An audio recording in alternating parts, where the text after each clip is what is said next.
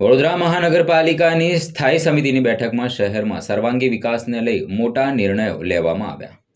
વડોદરા મહાનગરપાલિકાની સ્થાયી સમિતિની બેઠક તારીખ 26/12/2000ના રોજ યોજવામાં આવી હતી, જેમાં શહેરના વિવિધ ઝોનમાં થનારા વિકાસોને મંજૂરી આપવામાં આવી છે. પશ્ચિમ ઝોનમાં અકોટા વિસ્તારમાં તેમજ દક્ષિણ ઝોનના માંજલપુર વિસ્તારમાં નવા આધુનિક સ્વિમિંગ પુલ બનાવવા માટેની કામગીરીને મંજૂરી આપવામાં આવી છે. તદુપરાંત સયાજીપુરા વિસ્તારમાં યોગ સેન્ટર, વડસર તળાવના નવીનીકરણ તેમજ શહેરના અનેક વિસ્તારોમાં રોડ વાઇન્ડિંગ અને કાર્પેટ સીલકોટના કામોને મંજૂરી આપવામાં આવી છે. શહેરના પૂર્વ, દક્ષિણ અને ઉત્તર ઝોનમાં ડ્રેનેજ લાઇન, પાણી પુરવઠા નેટવર્ક, ઊંચી પાણીની ટાંકી તેમજ વરસાદી ગટર અને આરસીસી રોડના કામો પણ મંજૂર કરવામાં આવ્યા છે. આ બેઠકમાં કુલ મળીને 320 કરોડ રૂપિયાથી વધુના વિકાસલક્ષી કામોને મંજૂરી આપવામાં આવી હોવાનું જાણવા મળ્યું છે. સ્થાયી સમિતિમાં કુલ 22 દરખાસ્તો ચડાવવામાં આવી હતી. 9 વધારાની દરખાસ્તો ચડાવવામાં આવી છે. કહી શકાય કે આજની સ્ટેન્ડિંગ ઐતિહાસિક સ્ટેન્ડિંગ હતી. ખૂબ વડોદરા શહેરના નાગરિકોની સુવિધા માટેના વિકાસના કામો, લગભગ 320 કરોડની આસપાસના કામો આજે સ્થાયી સમિતિ દ્વારા મંજૂર કરવામાં આવ્યા છે. કામકાજની વાત કરીએ તો પશ્ચિમ ઝોનમાં અકોટા ટીપી 1 એફપી 76માં નવીન સ્વિમિંગ પુલ બનાવવાનો છે કે જે સ્વિમિંગ પુલ કવર્ડ રહેશે. 12.37 કરોડના ખર્ચે 60% વધુના ભાવથી આ સ્વિમિંગ પુલ બનાવવાની મંજૂરી આપવામાં આવી છે. લગભગ વિસ્તારની 4 લાખ વસ્તીના સ્વિમિંગ પુલથી ફાયદો થશે. એવી જ રીતે દક્ષિણ ઝોનમાં માંજલપુર સ્મશાનની સામે ટીપી 19 એફપી 194માં લગભગ 12.37 કરોડના ખર્ચે 60% વધુના ભાવથી સ્વિમિંગ પુલ બનાવવામાં આવશે અને માંજલપુરની લગભગ 5 લાખ વસ્તીને આ સ્વિમિંગ પુલનો ફાયદો મળશે. વડોદરા શહેરના પૂર્વ ઝોનમાં સયાજીપુરા શ્રીજી વિલાની સામે આવેલા બગીચામાં નવીન યોગ સેન્ટર કે જે 2.06 કરોડના ખર્ચે 4.77% વધુના ભાવે બનાવવામાં આવશે. આમાં પણ લગભગ 4 થી 5 લાખ વસ્તીને ફાયદો થવાની શક્યતાઓ છે. ફ્યુચરિસ્ટિક પ્લાનિંગ સેલ દ્વારા વડસર તળાવનું નવીનીકરણ કે જે 20.50% વધુના ભાવે 5.63 કરોડના ખર્ચે કરવામાં આવશે, જેથી વિસ્તારમાં જે વડસર તળાવ છે એ બ્યુટિફિકેશન થશે અને લોકોને માટે એક વોટર બોડી અને રિક્રિએશનની જગ્યા મળી રહેશે. જીજી માતા મંદિરથી ઈઆરડીએ થઈ અને એબીબી સુધીના રોડ વાઇડનિંગ અને કાર્પેટિંગનું કામ છે જે 18.75%ના વધુ ભાવે 6.58 કરોડના ખર્ચે આ કામગીરી કરવામાં આવશે. એવી રીતે મધુનગર 4 રસ્તાથી મધુનગર બ્રિજ થઈ છાણીના મુખ્ય રસ્તાને જોડતો રસ્તો ફૂટપાથ સાથે વિકસાવવાનું કામ 18.75% વધુ મુજબ 8.82 કરોડના ખર્ચે કરવામાં આવશે. જુપિટર ચોકડીથી બીએસએનએલ ઓફિસ થઈ કટારિયા શોરૂમની પાછળનો રોડ વાઇડનિંગ કરી કાર્પેટ સીલકોટ કરવાનું કામ 18.75% વધુ મુજબ 9.24 કરોડના ખર્ચે કરવામાં આવશે. શાંતિ નિકેતન સોસાયટી અને અધ્ય ઔરા સોસાયટી પ્રિયા સિનેમા સુધી સેવાસી પમ્પિંગ સ્ટેશનને જોડતો 30 મીટરનો રોડ 18.75% વધુ મુજબ 8.70 કરોડના ખર્ચે ડેવલપ કરવામાં આવશે. સેવાસી રોડથી મહાપુરા ગામ તરફ જતો રસ્તો પણ 18.75% વધુ મુજબ 5.19 કરોડના ખર્ચે ડેવલપ કરવામાં આવશે.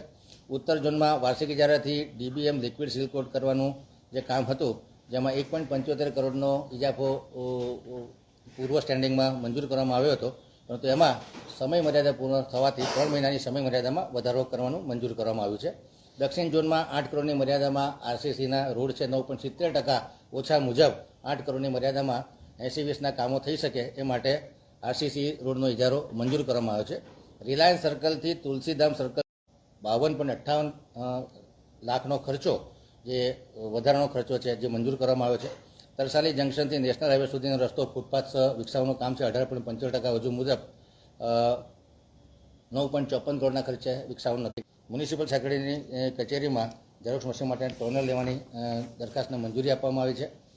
વોર્ડ નંબર 7માં આનંદનગર બાપા સીતારામ મંદિરથી આનંદનગર 4 રસ્તા સુધી મેન્યુઅલ પુશિંગથી જે ડ્રેનેજ ગ્રેવિટી લાઇન નાખવાની છે 16.79% ઓછાના 1.20 કરોડના ખર્ચને મંજૂરી આપવામાં આવી છે. ગોત્રી પાણીની ટાંકીથી પ્રિયા સિનેમા તરફના રસ્તે નવીન ડ્રેનેજ લાઇન નાખવાનું જે કામ હતું એ 14.05%ના ઓછા ભાવથી 17.78 કરોડના ખર્ચે મંજૂર કરવામાં આવ્યું છે.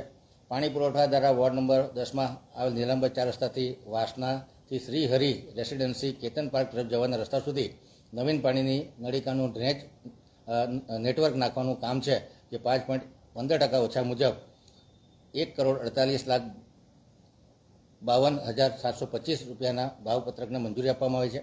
વોર્ડ નંબર 12માં આવેલા કલાલી ખાતે નવીન પાણીનું નેટવર્ક ફેઝ 4નું જે કામ છે એ 2,82,47,457 19.90%ના ઓછા ભાવપત્રકને મંજૂરી આપવામાં આવી છે. પોઈચા ફ્રેન્ચવેલની ફીડર લાઇનથી એરપોર્ટ સર્કલ સુધી જે સૂચિત રાયકા ખાતેના વોટર ટ્રીટમેન્ટ પ્લાન્ટથી હયાત 354 mm વ્યાસની નળિકા સુધી MS ટ્રાન્સમિશન નળિકા નાખવાનું કામ છે.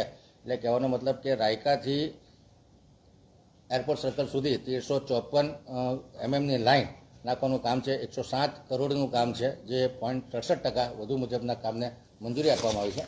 જે વધારાના કામો ચડાવવામાં આવે છે એમાં Manjalpur 36 metre broad gauge railway ક્રોસિંગથી બિલાબોંગ સ્કૂલ તરફ જવાના રસ્તે નવીન ડ્રેનેજ ગ્રેવિટી નળિકા નાખવાની છે. એ કામને મંજૂરી આપવામાં આવી છે. 14.22% ઓછાના ભાવનું કામ છે. 2.55 કરોડના કામ છે. લગભગ 15,000ની વસ્તીને ફાયદો થશે. અને વિશ્વામિત્રી નદીમાં હાલ જે દૂષિત પાણી જઈ રહ્યું છે એમાં 1 MLD દૂષિત પાણીનો ઘટાડો નોંધાશે. જે વિશ્વામિત્રી નદીમાં અલગ અલગ જગ્યાએથી 16 MLD જેટલું દૂષિત પાણી હજુ પણ જઈ રહ્યું છે. એના રોકવાના અંતર્ગત જે ડ્રેન ગ્રેવિટીના કામ લીધા છે એની હું આપને જાણકારી પણ આપી રહ્યો છું. ગોત્રી રોડ પર યશ કોમ્પ્લેક્સથી હરિનગર બ્રિજ જંકશન સુધી નવીન ડ્રેન ગ્રેવિટી લાઇન મેન્યુઅલ પ્રોસેસિંગથી નાખવાનું કામ છે. 13.99% ઓછાના ભાવે 14.39 કરોડના ખર્ચે આ કામગીરી કરવામાં આવશે. લગભગ 1 લાખથી વધુ લોકોને આ કામગીરીથી ફાયદો થવાની શક્યતાઓ છે. વોર્ડ નંબર 18માં વિશ્વામિત્રી સ્ટેશનથી સન સિટી સર્કલ જતા નવીન ડ્રેનેજ લાઇન નાખવાના અર્થે 13.90% ઓછા મુજબ 3.85 કરોડનું કામ મંજૂર કરવામાં આવ્યું છે. લગભગ 10,000 થી 15,000 લોકોને ફાયદો થશે. અને વિશ્વામિત્રીમાં જતું પાણી જે દૂષિત પાણી છે લગભગ 3 થી 4 MLD પાણીનો ઘટાડો થશે. ડ્રેનેજ વરસાદી ગટર પ્રોજેક્ટ શાખા દ્વારા વોર્ડ નંબર 3માં કે જે LND સર્કલ પાસે પુષ્કળ પાણી ભરાય છે ત્યાં ડ્રેનેજ લાઇનનો તકલીફ છે અને ડાયરેક્ટ વિશ્વામિત્રી નદીમાં પાણી જાય છે.